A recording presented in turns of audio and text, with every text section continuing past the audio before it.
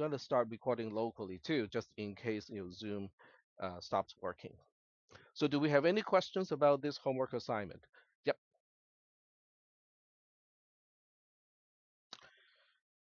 Um, it would be good for your own documentation purposes. So, I would definitely encourage people to kind of document your own process.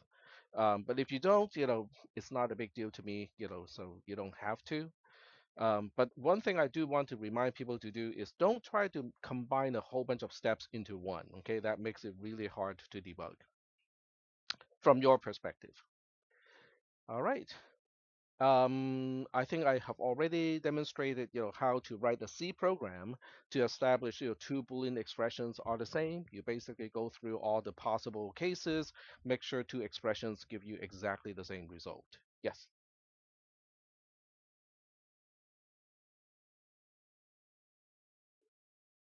It would be better if you do it using the text editor, but if you want to upload it, a PDF, of a picture of a napkin, I guess, that's okay too. You need a really big enough napkin with a lot of ketchup. And then you can use mustard for highlighting. All right. So I'll be doing okay. All right. So this is only the first one. There will be a second one, and that's why, I cannot give you a lot of time to work on this one. The second one is going to also have resolution, but I cannot combine the two homework assignment. I want to make sure that you guys can get CNF done first before I can give you the other assignment, which is about resolution. So this one, you got 2 days to do it. You need to turn it in on Wednesday so that we can talk about it. Yep, go ahead.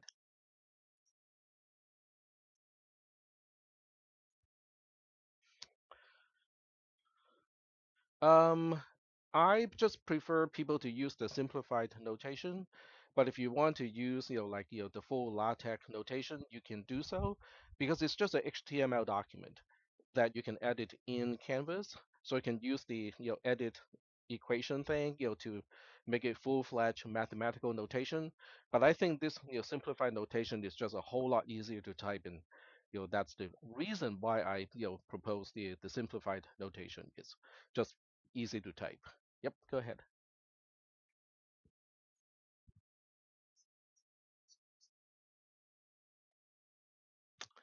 So you're talking about resolution here.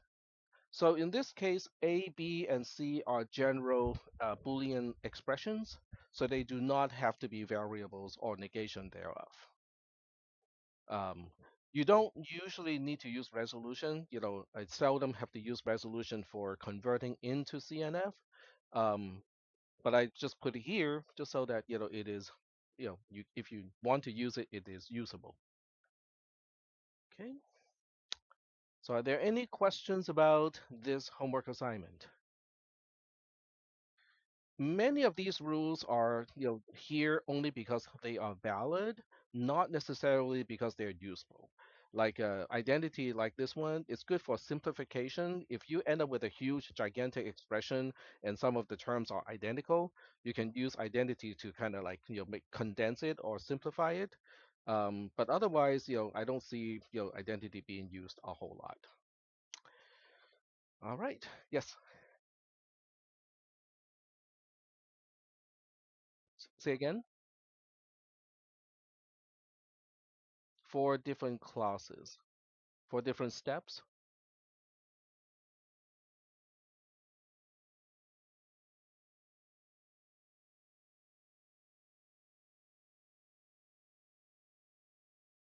Your answer, your answer has to be a C and F, and then you have to show me the steps.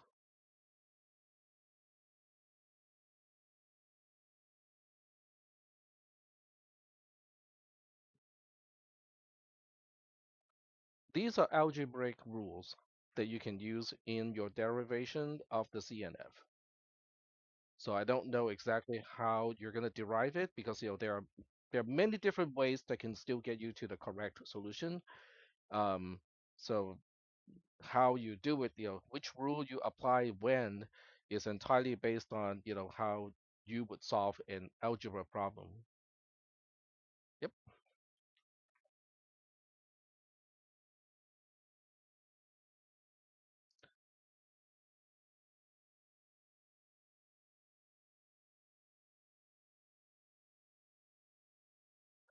So the final form has to be a CNF, which means it is a conjunction of disjunctions.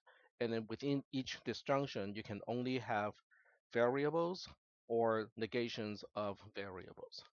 So as long as you arrive to that form, you don't have to simplify it, which means you can end up with a CNF that has duplicate items or things that can be further simplified, but you don't have to simplify.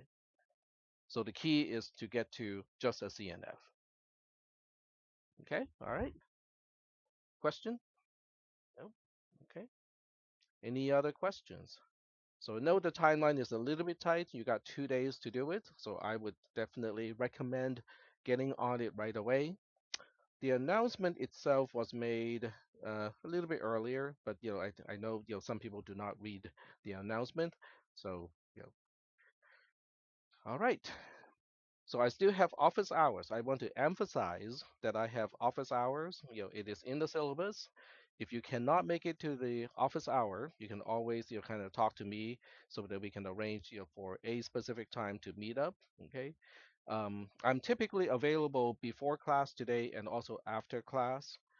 So if you don't have any classes before or after, you can usually just kind of go to my office. If the glass door is locked, you can just knock on it, and if I'm in the office, I'll come open the door. All right. So are there any additional questions the with this homework assignment? No questions? All right. So I recommend people to kind of work on this yourself and try not to use Chat GPT to get to the right answer because in the exam you won't have access to Chat GPT. Or, huh? Meta glasses. Hmm. I will have to find a way to shut down internet access from this room. So if I bring in a big device, that is battery operated, you know, just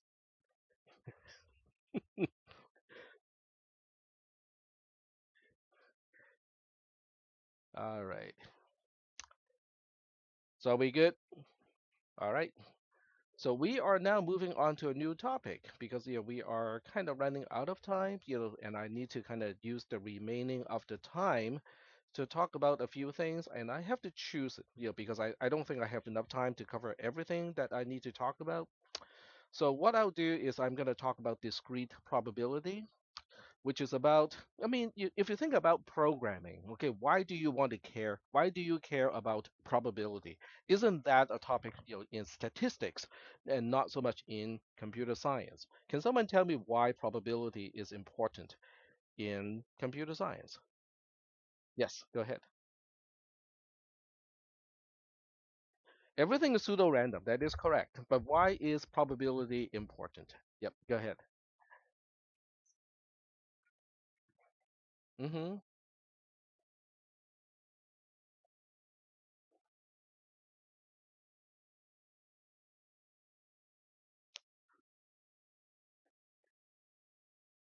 Yep. hmm So the password thing is interesting because depending on how a password is stored, um, if most systems use hashing, some kind of hashing to store quote unquote store a password, which means the password itself is not really stored in the database. It is a hash of the password that is actually stored. But because it's called hash, have you guys talked about hash table in CISP 430? Not yet. So nobody knows what is a hash function? Yes. Oh, okay. Okay.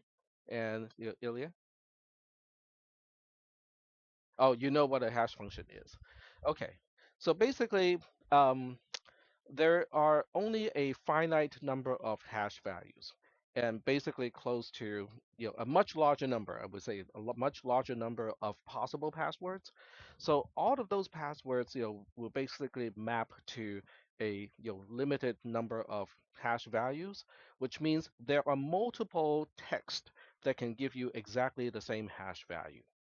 So if the number of hash value is small, someone can brute force the whole thing. They just try different combinations of letters and characters and symbols until they crack, quote unquote, crack your password, because they don't need to know exactly what your password is. They just need to know what string ends up at the same hash value.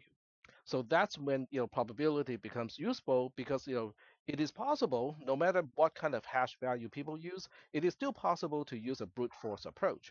The question is it practical to use a brute force approach? Yep.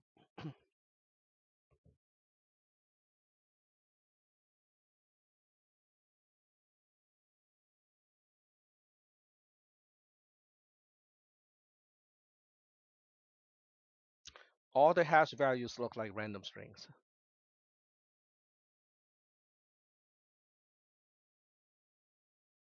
No, all hash values look like random strings. They're just because they're um, what a hash value really is just a really long integer. And as a result, the hash value itself has should have no particular pattern to it. And looking at a hash value, it's difficult to reverse the process to find out what string generates the hash value. Yep. So hash value back to string is difficult, or supposed to be really difficult. String to hash value should be really fast. So this way, when you sign in, it's a fast calculation to see if the hash of what you type matches the hash that is actually stored in the system. All right, so that's one. And two, I think we all want to know, what are my chances, or should I buy lotto ticket this week? So we're going to start with that. Okay, should I buy lotto ticket this week? When I said this week, I just mean any particular week. You just look at the jackpot and you go like, okay, should I buy lotto ticket this week? So we'll go to the lotto website, and specifically we will take a look at the uh, Powerball version of it. So here is, um, and I want to go to the California website. There we go. All right. So I don't know how many people, regularly buy lotto ticket. It's okay for entertainment value, but if people want to get rich, playing lotto, well, I don't think it's going to work out, regardless of what the jackpot is. And I'll explain that later. All right. So this is the Powerball lotto, game that people can play. And as usual, the first thing you want to do is to read the manual. So we'll go ahead and take a look at how to play. All right, step one, using a lottery place slip, which you can find at any retailer, pick five numbers between 1 and 69 and one Powerball number between 1 and 26, and blah, blah, blah, blah, blah. And so we'll focus on this one. Pick five numbers between 1 and 69, just like that. Okay. Yep.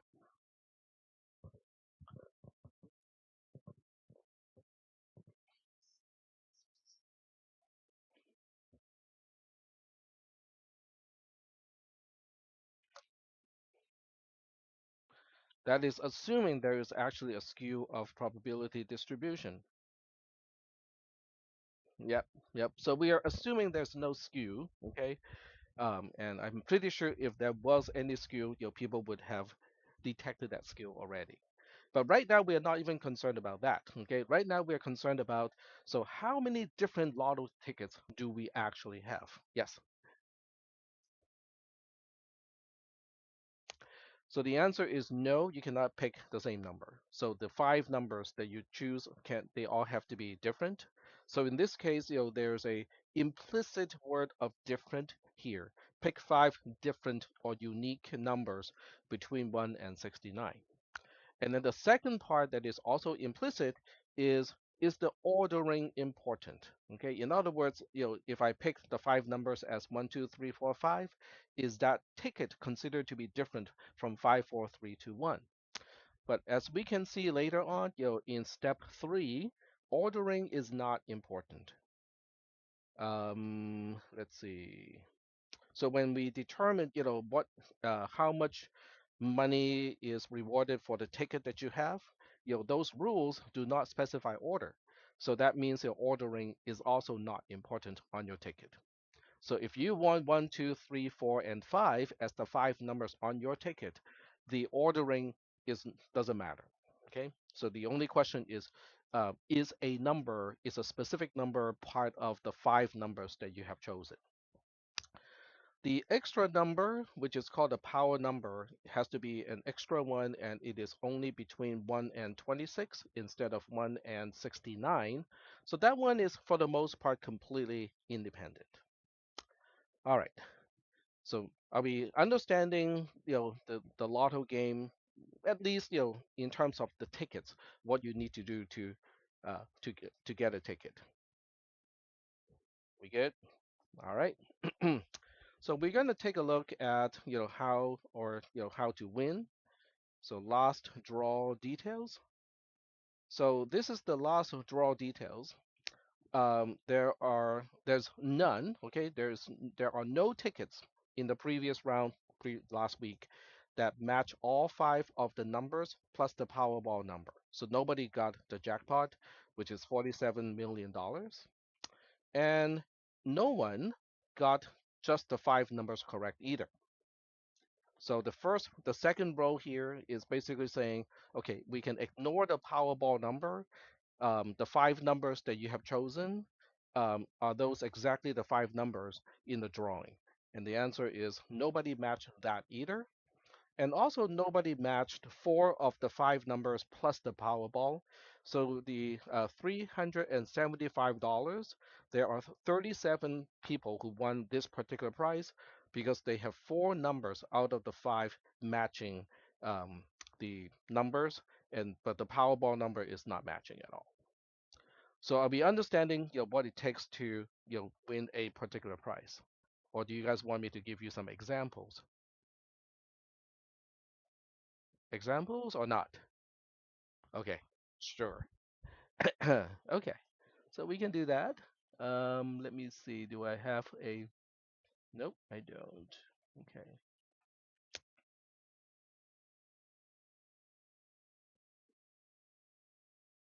All right. So I'm just using a text editor here, for as an example. So let's say, tax ticket consists of these numbers. So I chose, 1, 6, 13, uh, hmm, 15, 24 as my five numbers. And then as my Powerball number, I chose 3. Okay. So the Powerball number is completely independent to the first five numbers. You can basically choose the same number again if you want to, but it doesn't have to be the same. Is that okay so far?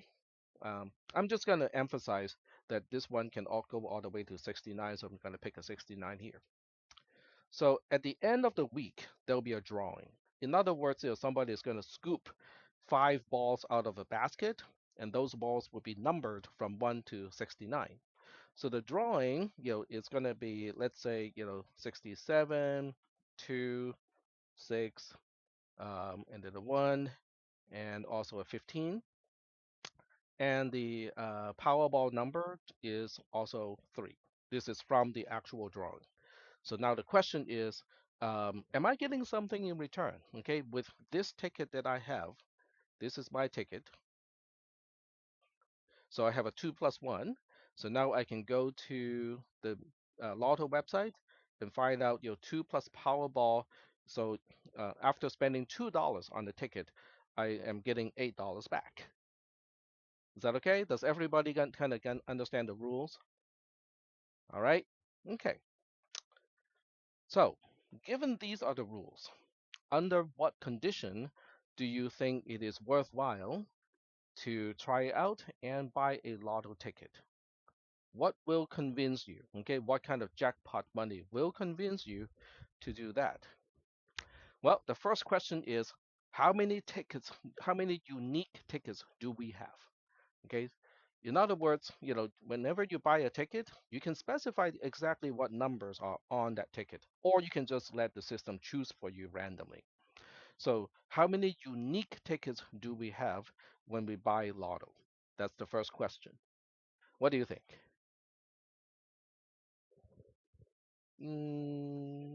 Nope, not quite like that. Okay, so we'll start with okay, I'm going to let me see if I can get the tablet to work today. I need to switch my networking first.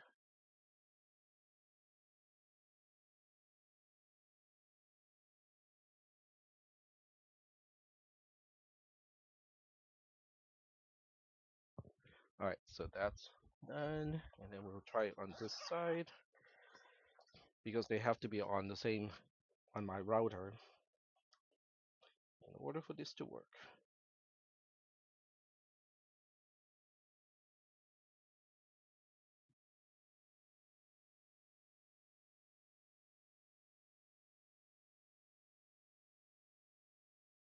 Okay, so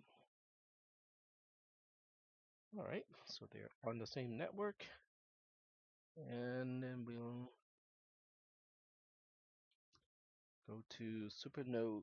There we go. Okay, successful on the first attempt. Okay, so the way I look at this is to choose the first number on any ticket. I have 69 choices. Okay, so basically for the first ticket, for the first number of a ticket, I have 69. I can choose 1, 2, 3, 4, blah, blah, blah, all the way to 69 as my first number. And then for my second number, if the first number is a 1, then I can only choose from 2 all the way to 69. If I chose 2 to begin with, then I can choose 1, 3, all the way to 69, and so on. Does that make sense? Okay. So out of the first choice, I have 69 choices. For the second choice, no matter which subtree we are looking at, I only have 68 choices, right? For the third one, I would have 67 choices, and then 66, and then 65. Does that make sense? Because every time I move along, to the right-hand side, I would have chosen one more number already, which means the choices that remain available to me will be decreased by one every time I move one step to the right-hand side. Yes. Well, not quite. Okay, so because in this case, if I look at all the leaf nodes here, I would have one, two, three, four, five somewhere, but also somewhere I would also have five, four, three, two, one, which they are supposed to be the same, right? In other words, I am um, counting, there are a lot of duplicates that I'm counting here. So now the question is, if I just have the five numbers, one, two, three, four, and five, how many ways can I rearrange the digits? Because all the rearrangements are duplicates of the same thing. So if I know the number of possible ways to rearrange one, two, three, four, five, then I know how to reduce the total number of tickets, um, taking into consideration of all the duplicates. Does that make sense? Okay, so now we use a new picture. Okay, so here's a new slide. And this time it's just one, two, three, four, five. So with one, two, three, four, five, that gets a little bit easier. Okay, for the first level, I can choose one, two, three, four, or five. For the second level, if I chose one first, then we have two, three, four, five. And then just out of the four here, okay, I have three choices on the third number. I can choose two, three, or five. And let's say I choose a five this time, then I only have two or three left. And if I choose a two here, um, if I choose a two here, then I only have a three left. So this is a very partial tree, but it illustrates, on the first level over here, we have five choices. At the second level, we have four choices. On the third level, we have three, and then two, and then down to one choices. Does that make sense? Now, this is why am I choosing a 4 over here and choosing a 1 over here and a 5 over here? It's just an example, okay?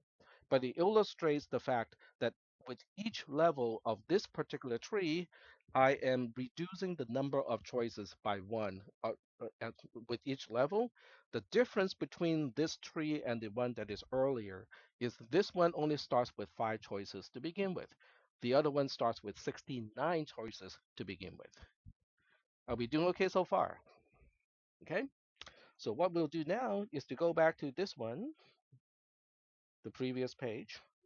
And then what we'll do is we'll try to figure out, so with this tree, how many leaves do we have on this particular tree? It's a gigantic tree, but I just need to count the number of leaves for this particular tree. So how do we calculate the number of leaves in this particular tree? Yep.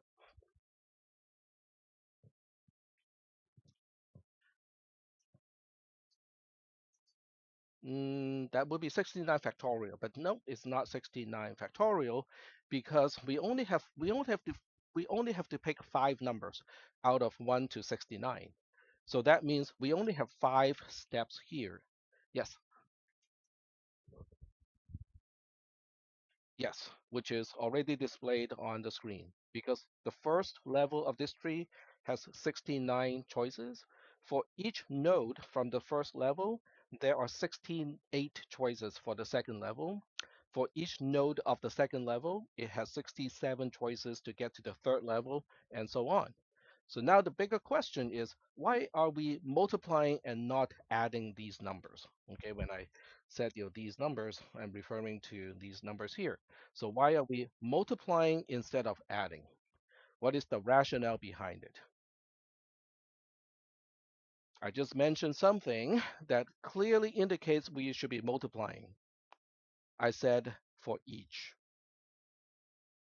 Okay, I said for each node of the first level, there are 68 choices to choose from. So that means since there are 69 at the first level, each one has 68 choices. So that means we have to multiply. Okay, so I'm trying to convey, how you can use the English description of something to differentiate between are we multiplying or are we adding? Is that working? Okay. So now we just have to do this calculation. 69 times 68 times 67 times 66 times 65. So instead of doing this math here, I can go to the shared folder of this class, make a new spreadsheet. So all the calculations, you can actually revisit if you want to. And as usual, I'm going to name the spreadsheet with today's date, 2025 0407. So we are now looking at, okay, 65 or 69 times 68 times 67 times, oops, uh, okay, I just hit the wrong key, times 66 times 65. So that's a pretty huge number, okay? But this is including this is including tickets that are not unique. In other words, this is counting 1, 2, 3, 4, 5, 5, 4, 3, 2, 1, 1, 2, 5, 4, 3, 1, 2, 5, 3, 4, blah, blah, blah, and so on. So now the question is for each unique um, ticket, how many times am I counting it in this number here? What is the total number of duplicates? So for that, we actually have it kind of sort of figured out already. We just have to go to the next slide because the next slide says if I have chosen the 5 numbers, okay, this will show us all the different ways of rearranging the 5 numbers. Is that okay? So now the question is, if I have chosen 5 numbers, how many ways can I rearrange the 5 numbers? Yes. Nope. No, there's no -1. It's 5 factorial. So it's exactly 5 factorial. There are 5 factorial ways to, well, I guess when I use the word rearrange, then yes, technically you're correct. But there are 5 factorial ways to arrange 5 objects. Okay. So because that's just 1 times 2 times 3 times 4 times 5, and this one is easy because 5 factorial is 120. So now what do we do with those two numbers? Okay, let's go to the spreadsheet and then we can do something with numbers. So now we have factorial of 5, which are basically the total number of ways to rearrange any 5 numbers.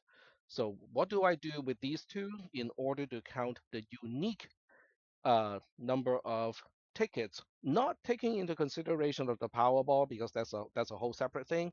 But if I just look at the 5 numbers that we choose, what do we do with these two numbers to come up with the divide? Okay, very good. Because once again, for each way of picking up 5 numbers, there are 120 ways to rearrange said 5 numbers. Okay, so the word each is also is important in this case. So now we take a division here, divide this number by this number, and this is the total number of ways to pick the first 5 numbers, not counting the Powerball number. All right, so how many Powerball numbers can I choose from? 26 of those. So now I look at 26 times this number here. That would be the total number of possible unique lotto tickets. Hmm? For 5 plus 1. Well, okay, not so much 5 plus 1. This is, these are, this number represents the total number of unique tickets. That's it. Okay, so about 300 million possible tickets. All right, so let's just say the jackpot is exactly this number times 2. Okay, because it costs $2 per ticket. Is that okay? So somebody is going to have this brilliant idea of saying, I'm going to go to the bank, borrow 600, about $600 million, so I can buy every single possible ticket. Then I'm guaranteed to win the jackpot. Does that make sense? Okay. So that means if the jackpot is uh, close to, let's just call it $600 million, okay? Then this particular method is guaranteed to win the jackpot. Yes,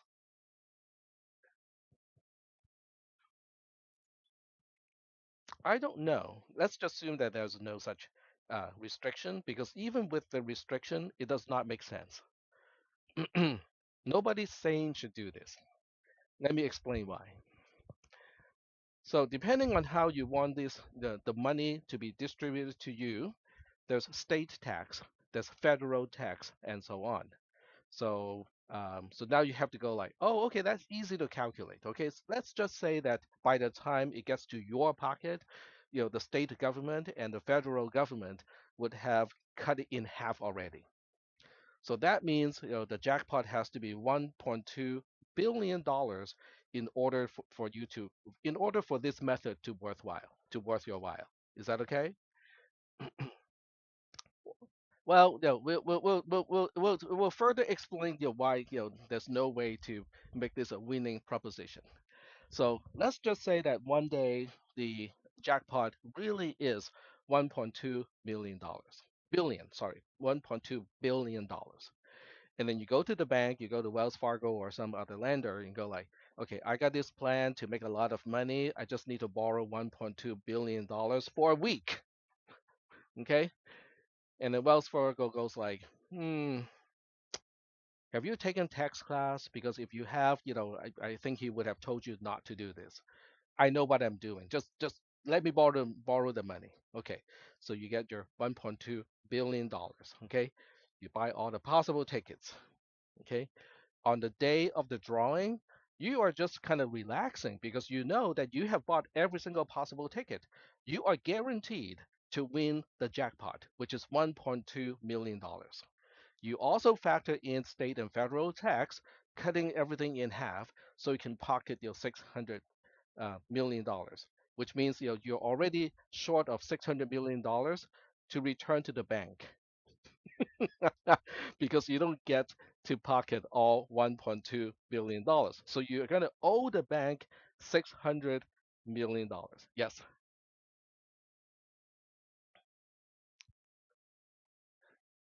yes. Because if you can, exactly, because if you can think of this plan, don't you think other people would think of this plan too? So that, but there's no easy way to model how many people will buy tickets or how many tickets are actually going to be sold. So even though there are 300 million unique tickets, the total number of tickets that can be sold is unlimited. Is that okay? So that means there is no easy way to model the number of duplicate jackpot tickets,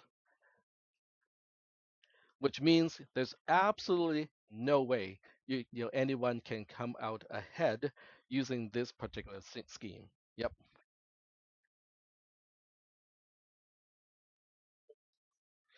not, but that's not a lot of money. Yeah, we can do some calculations there, okay, and you will find that oh, that's actually just not a whole lot of money in the grand scheme of things, obviously, right? All right, so this is one application of probability because now other than for entertainment purposes, okay, it doesn't make any sense to buy lotto tickets. And that statement is going to get me into trouble because part of what people pay for in lotto tickets, that makes up part of my salary too. So, but the number of people who would actually listen to me is a very small percentage, even if they're taking my classes. So I'm fairly sure that there will be no perceivable change to my salary in the near future. Are we good so far? All right. So this is probability. Okay, this is probability example number one. Why it is important to understand probability. So most people go like, I don't gamble. This example does not apply to me. Okay, so let's think about online gaming. Okay, I'm pretty sure some of you play video games where the lag time is a big deal. Okay, yes, how many people have screamed at your family members like, stop streaming Netflix when I'm playing my video game? Well, Netflix is the least of your worry. Okay, the biggest problem is your microwave because the microwave often uses about 2.4 gigahertz of radio frequency to heat up water, which turns out to be also the same frequency as some of the older routers. Okay, the newer routers use 5 gigahertz, so it's not going to be as much of a problem when someone turn on the microwave. Yes, has what? Okay. hmm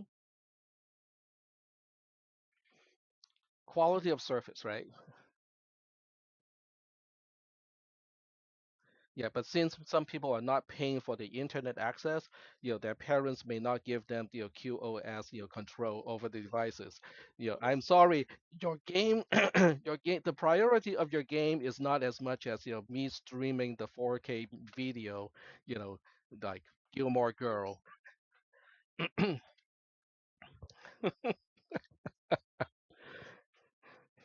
So let's just say that that is not an option. Okay, so now suddenly everybody is interested in what are the chances that a bit is not transmitted correctly? Okay, so let's just say that you know that probability even when the microwave is on, and using that you can now say, okay, what are the chances that a packet is going to drop? Because if a packet is dropped, okay, your lag time is going to go up, and that part, how much is going to go up depends on the protocol, employed by your game, with their mothership.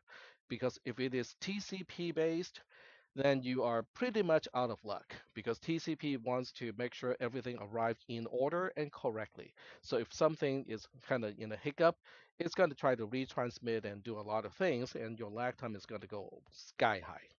If it's UDP based, then it's probably going to be better because if one packet gets dropped and then the other side times out, then goes like, hey, are you still alive over there? And it can just see a query. And the exact mechanism depends on the game that you're playing and also what protocol they're using. But you can also see how this is kind of relevant to people who play video games, right? Because if the signal is weakened and you know the probability of a bit transmitted incorrectly, you can now model what the chances are, that the packet will not arrive correctly. Yes,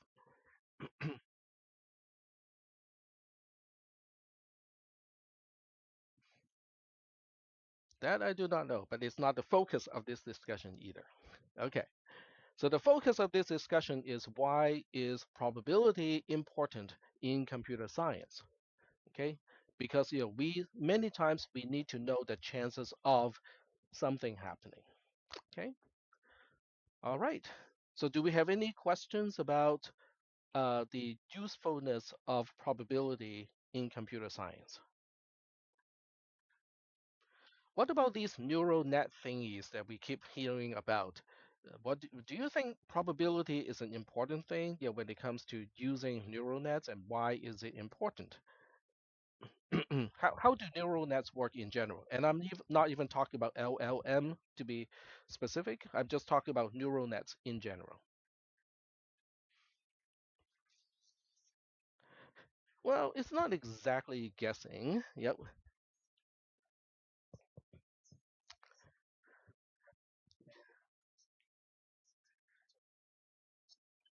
right.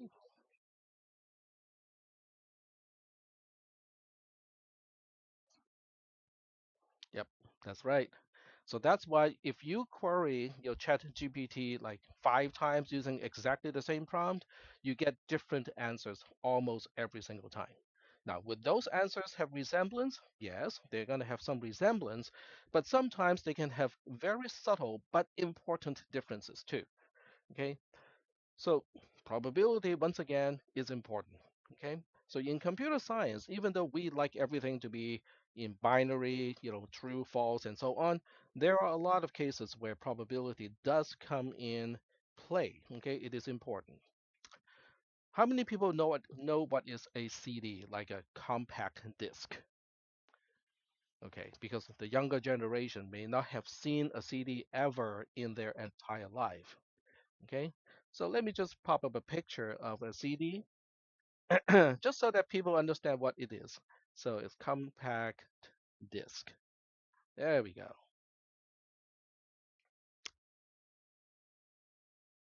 Well, this is a compact disc. It can store about 70 minutes of high quality music, and it's not even high quality by today's standard. Okay, so so the thing about the CD, which is it's a reflective surface on the disc itself, and there are holes on it. So the information is encoded by zeros and ones. Basically, is there a hole or is there not a hole? And the infrared laser is used to read the content on a compact disc like this. Okay, so as you can probably imagine, this kind of storage device is highly susceptible to scratches, fingerprints, and all kinds of optical imperfections, on the surface of the CD. Okay, because the more you handle a CD, the more likely it's going to be scratched. So now the question is, can we improve the chances of reading a bit, okay, a single digit correctly? And the answer is yes, okay. And the CDs or the CD players in this case, it's not about the CD, but CD players. So you can look up CD player over sampling. So oversampling has to do with a technique of reading something over and over again. Okay, so it can be mechanical, can be electronic, can be software, but basically it is resampling the same location multiple times, and then the chances of the majority of those samples being correct is much better than looking at one single sample and ask whether that one single sample is correct or not. So once again, it is probability. Okay. So if you have 16 times oversampling, how much better is your CD player reading the compact disc? Yep.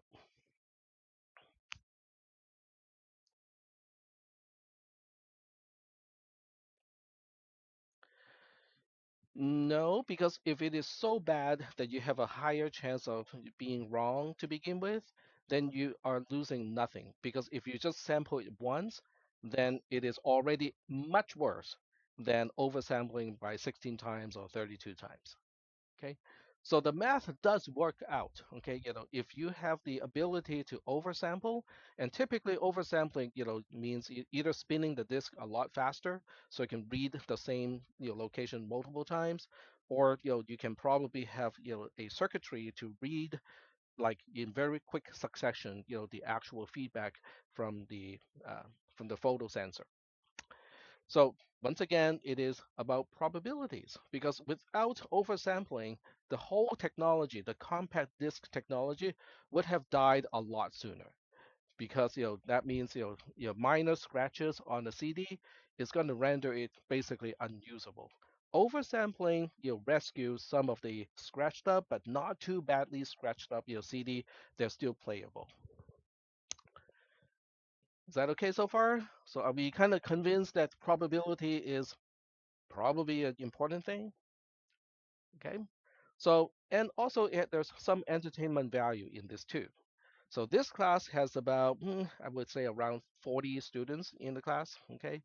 So let me ask you this question. If we just count by birth date, not including the year, what are the chances that out of this class, everybody has a unique birth date? Okay. I mean, obviously that has no practical value unless tech makes a promise and go like, if at least two people share the same birthday, I am buying the cake. But I'm not saying that. So this is strictly an intellectual exercise. There's nothing to eat here. Okay. So what are the chances? What do you think?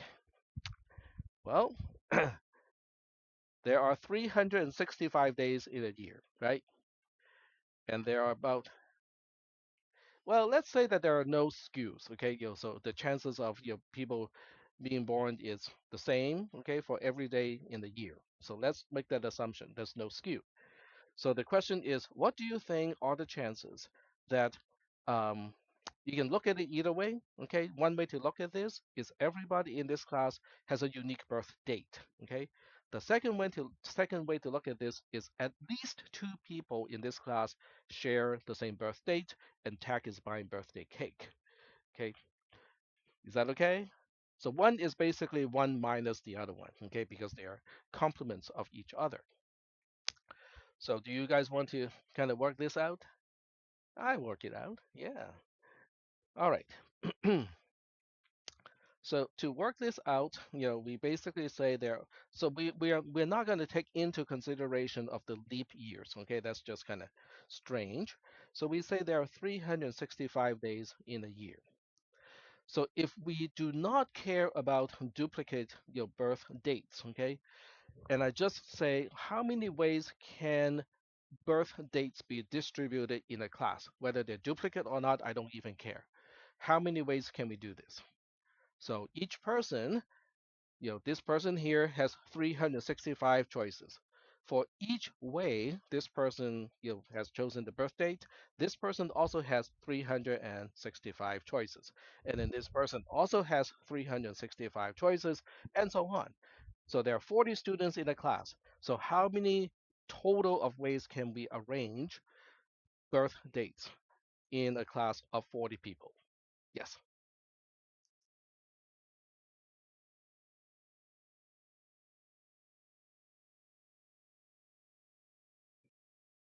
On the leap day of a leap year, um, so it depends on whether it's a conditional probability, which means given it is already a leap year, what are the chances that you're born on the leap day, as opposed to just randomly picking a year and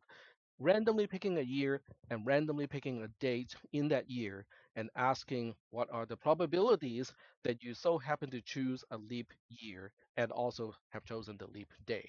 So they are two slightly different questions. So which one?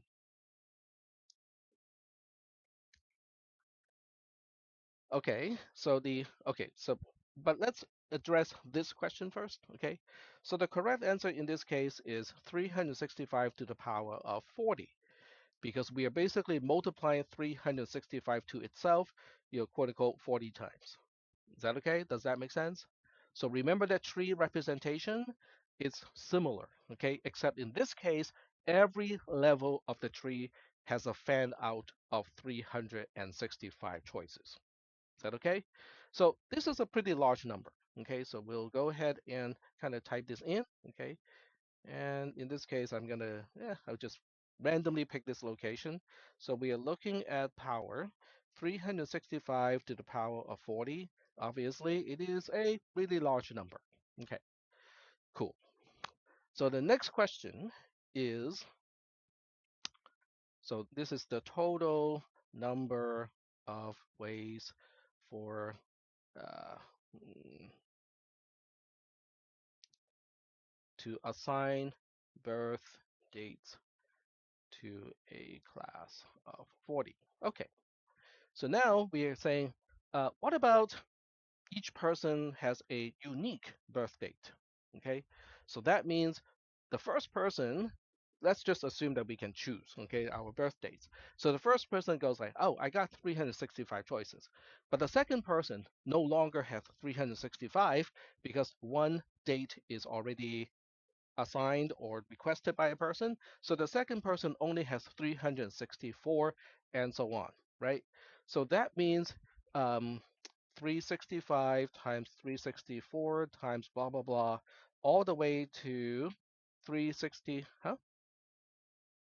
Is minus 39 because we count, because the first one is kind of like minus 0. The second one is minus 1. So that means the last one is minus 39. So this number is also known as the permutation. Okay, so this is also known as the permutation of from 365 choosing 40. Okay, so now in the spreadsheet, I can perform this calculation. It is permut 365 and 40. All right, and you can see those two numbers are pretty close in terms of order of magnitude because even though this number is huge, gigantic, it is 3.1 blah blah blah times 10 to the power of times 10 to the power of 102. The other one is actually pretty, they're in the same, almost in the same order of magnitude. Okay, yep. Hmm? I'm not sure what you mean by that. This is scientific notation. So the first part is called the mantissa. It is multiplied by 10 to the power of whatever is after the e. No, it is not. So this was, for those of you who took CISP 310 from me, that was one of the things that I warned people is the e does not mean the Euler's number and to the power of Euler's number. It is it's an exponent of 10. Okay. So now we just look at the probability, okay? So we basically just look at this number, which is the numerator, divided by this number here. And then we are looking at a probability. This is a 10, basically 11% chance that everybody has a unique birth date, which means the chances of at least two people sharing the same birth date is actually really high because the probability, so let me just comment here. This is the probability of um, everyone has a unique birth date. So that means if I perform 1 minus this number here, this is the probability of at least two people sharing the same birth date. And this is the reason why tech does not promise to buy birthday cake if two people, at least two people share the same birth date, because with a class like this, there's a 90% chance that I have to buy that cake for 40 people. So I'm not gonna. spend my money that way. Not that you guys are not important, but cake is not, even healthy to begin with. Perfect excuse not to buy that cake. So, did you expect this? Okay. This is actually kind of interesting because, the math works out this way. Okay. 40 is not even close to 365, okay, because that's the number of days in a year. So 40 is, I mean, it's about what, 1/9 of that number. And yet, the chances of people having a unique birth date of a class of only 40 people is only about 11%. So that's kind of interesting. If you plot the total number of people in a class against the probability, you will see that it changes really rapidly initially. It just kind of increases really fast with the number of people in the class. Yep, correct. Yep. So we can plot it. Okay. So this is also why a spreadsheet is really helpful because now I can say, total number of students. Okay. And then this is the probability of at least two people sharing the same birth date. There we go. All right. So we'll start with one student in the class, okay? So this is going to be 1 minus the ratio that we just talked about, okay? So the ratio is per mud, okay? And we are looking at, oh, it's factorial. No, no, it's permutation. So 365, choosing one, and then divided by the power of 365 to the number of people in the class. So I forgot the if. Yep. You okay? No, no, no need to be sorry. I just want to make sure that we don't need to call paramedic. Okay. All right. All right. So this one is supposed to be this one over here. And then we also need the one over here. Okay. And I need one more close paren. There we go. Okay. That kind of makes sense. Okay. If there's only one person in the class, okay, the chances of two people sharing the same birthday should be zero, okay, because there's no the other person, right? Okay. So if there's only one person in the class, I can offer the option of, yeah, I'll buy the birthday cake if at least two people share the same birthday, not a problem. And yeah. So what about two people? So with two people, okay, this is basically 1 divided by 365, okay, which kind of makes sense, okay? So now we just need to look at this number as this number plus 1, okay, and then we just drag this down like so, okay? So meh, with three people, the chances go up a little bit, okay? That kind of makes sense. So we just kind of drag it down to, I think we can stop at maybe 70 people in the class, okay? And you can see how, with 70 people in the class, it is almost a certainty that at least two people in the class would share the same birth date. And that's, I mean, I know 70 is larger than 40, okay? But it's not that much larger. With 40, I mean, if we scroll up a little bit, with 40, we are still looking at, 90%, okay? Not even 90% yet. So if you are to plot, okay, this is also the other thing that is cool about a spreadsheet, okay, is you can plot stuff and get a visual sense of the numbers.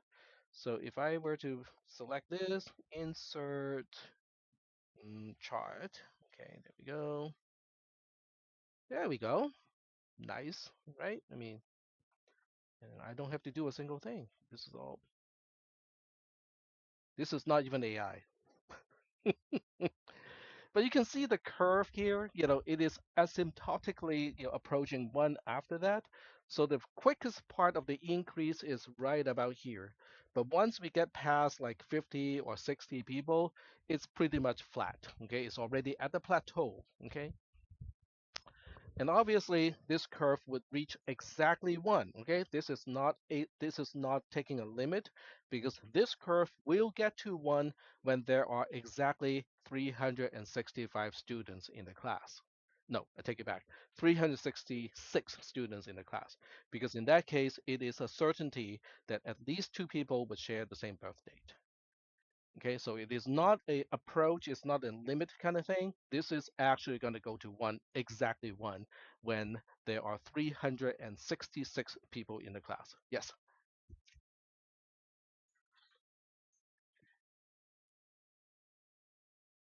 Well, we are ignoring birth leap years for the time being because I reserve that problem to be talked about later. Okay. So are we getting a sense of the numbers now? Why, probability or the studying of probability is kind of interesting. Okay. If you go to a casino, and let's say you play with blackjack, okay, it's one of the card games where people can use a technique to improve their chances of winning. What is that technique again? Card counting. Very good. So the question now is, um, if it is easy to do for everybody, everybody would be doing it already, and the casinos would not even offer that game, right? So it takes a certain talent to do, card counting. What is it that allows people to do card counting? What is special about the people who can do it? Short-term memory. Yep, because they can remember what card has been dealt from the beginning of the game, so they can keep track of the remaining cards and then the probability of what are the chances the next card is gonna blow up or make a better score and so on. So they can actually improve the chances of winning. Okay, but even in that case, the studying of probability is important because you have to kind of look at the memory capacity that is actually needed in order to do card counting. Now, card counting doesn't have to be perfect. You can say, oh, I forgot the last four, but I can still remember a bunch of those. That will still improve your chances. Um, but it gets increasingly difficult to do that. And casinos also have policies against card counting because there are people who can do that. Um, and if they find out people are doing that, they would basically gently, ever so slightly, escort those people out of the casino. Yes,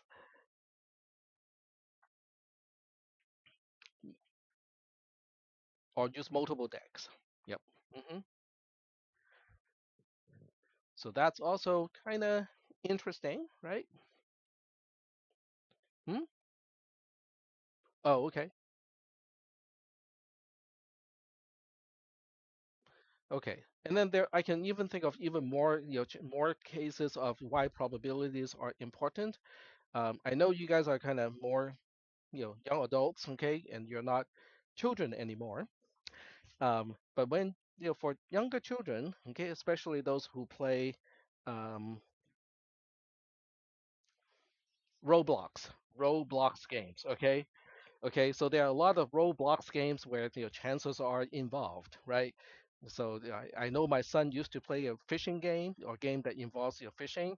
So every 20 fish, there's the chance is 1 in 20 that he would get a certain kind of fish, and then if he accumulates a certain number of those fish, he would get a certain quote unquote price. Okay, so my son in his I think middle school years was interested to get that specific thing. Okay, the game itself is free. Okay, so he's not paying other than electricity. No, I take it back. I was paying the electricity for him to play that game. Okay, so anyway, so he wrote a simulator because he didn't quite understand statistics at the time, right? So he wrote a simulator to find out the chances or how many times he would have to fish in order to get the prize that he wanted. And he said, I'm not going to sit in front of the computer to do this, period. Okay. So guess what he did? He wrote his own auto clicker or auto fisher. So the guy who wrote the game you'll figure out that some people are quote unquote cheating using an auto clicker. So they move the position of the character randomly after each cast of the fishing line. So my son, adjusted his script, analyzed the screenshot and move the character accordingly to defeat it. I think that's how he got into computer science. But you can also see, it's important to understand the probability because now you understand, okay, I can sit in front of the computer and keep casting the fishing line for the next month and a half, and I will still not be getting the price that I want. So he just, turn on his script when before he goes to sleep, and and he he just farms, right? So it's kind of funny.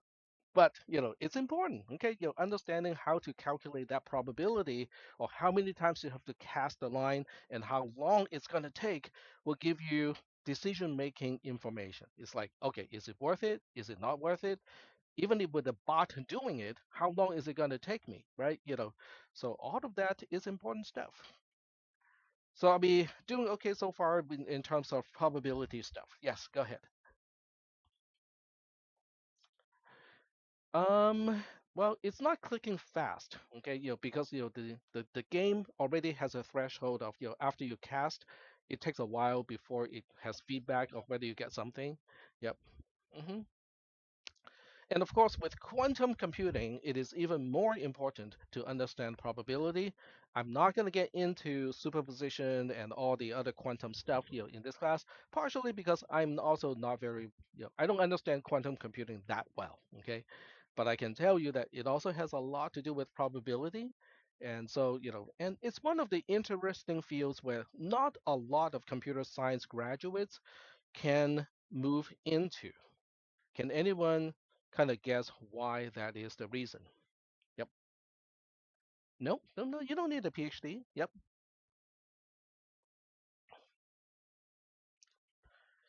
It's more math than physics.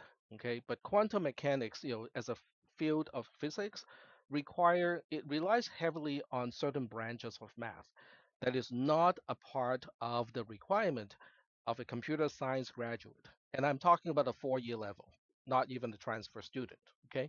So that means if you look at all the students who graduate with a bachelor's degree of computer science, a very, very small percentage would have learned the necessary math in order to understand quantum mechanics. So that makes it a really difficult field to get into with just a computer science degree. Um, so, but the thing is, it's realistic, okay? Quantum computing is real, okay? As much as who said a little bit earlier, like this year, that quantum computing is not ready for prime time and let's not worry about it. I think it was Jensen Huang, okay, the CEO of NVIDIA. And he said that for good reasons, because when quantum computing becomes reality, if he is still just making silicon chips, no one is no one wants to buy silicon chips anymore when quantum computing becomes like commodity. It's not commodity. It's possible, not commodity. So you can look it up by looking up Jensen Huang on quantum computing.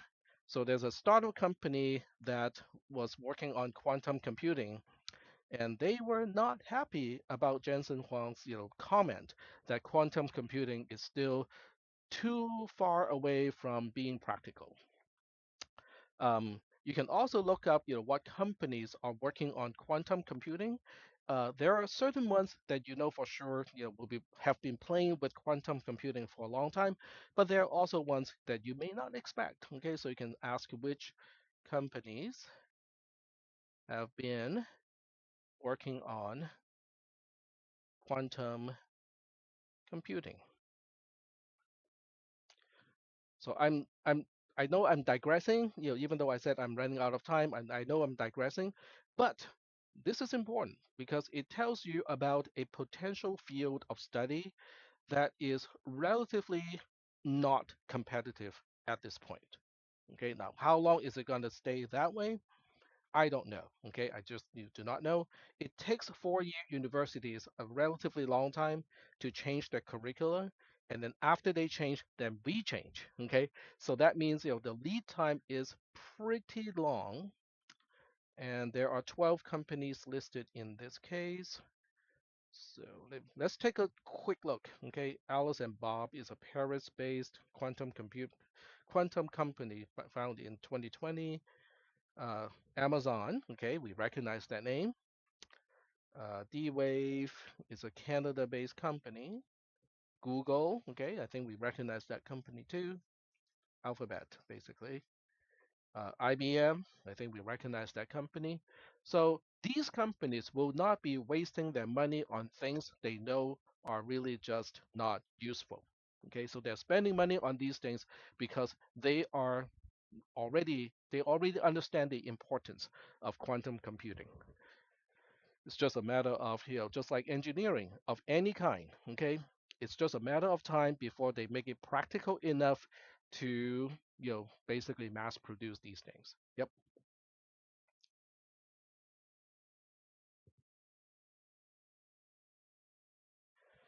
Yes, because it's very susceptible to noise. Thermal noise affects the noise of reading the information out of a quantum computer. So, but I'm pretty sure that they will find ways to do it. I mean, we thought that we ran out of shrinking possibility when it comes to transistors. We thought we ran out when transistors were 1 micron large, okay, which is 1,000 of a nanometer. We thought that some people thought that we could not make transistors any smaller. And what is the current process of transistors? How small are they? Two. They're down to 2 nanometers now. Okay. Yeah. So that means given there is enough motivation, technology will improve. Does anyone know what is the size of a laser printer when they first came out? About the size of a small refrigerator. And the power supply that you need to power up a laser printer is tremendous. Okay. And they're super duper expensive. So these days, how much is a laser printer? Just one that you can use.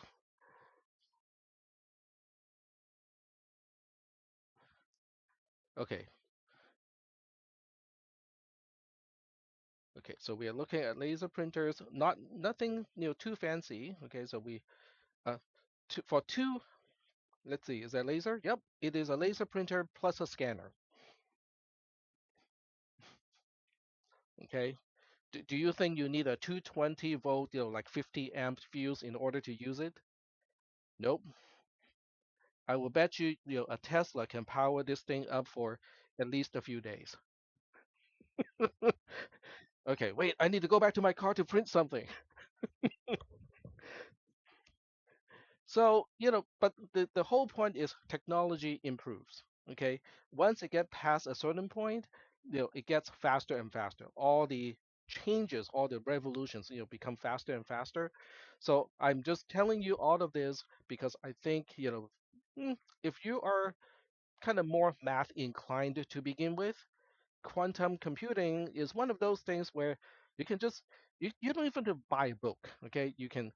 There is one place you can go, even in this class, okay, to go to take a look if you want to just get some exposure to it. If I go all the way, okay, I think it has to do with. Oh, I did not put that link here. A compile, a compilation of topics. I think it's over here. There we go. I think it's this one. Yep. So it is this particular module. Is module 0364.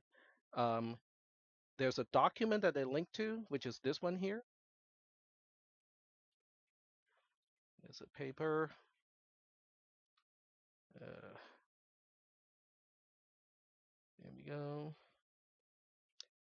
So that means, what I'm trying to say is you can find free resources to get into a little bit of quantum computing. The warning is, you definitely want to take linear algebra first. Okay, calculus not as important, but linear algebra and normal algebra are basically essential to the kind of math that you need to understand quantum computing. So it is here, okay? I know, I had to click on a few links to get to it. So for those people who want to kind of experiment, at least try to get your feet wet with quantum computing, you can wait until the semester has ended and then use the summer to try to, kind of get into this. Yeah, go ahead. Yes. Yeah, vectors, matrices, and so on. Yep.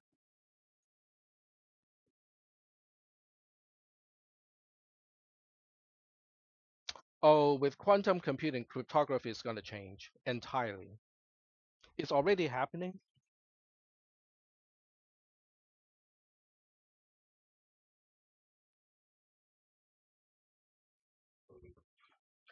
much faster, yes. Yeah. So with quantum computing become if when it does become commodity, the way we encrypt, the way we want to secure communication is not going to be through encryption anymore. It's going to be based on tethering, the tethering of quantum particles. A company in China is already doing that. So they're using quantum entanglement as a way of communication. Yep, that's the future.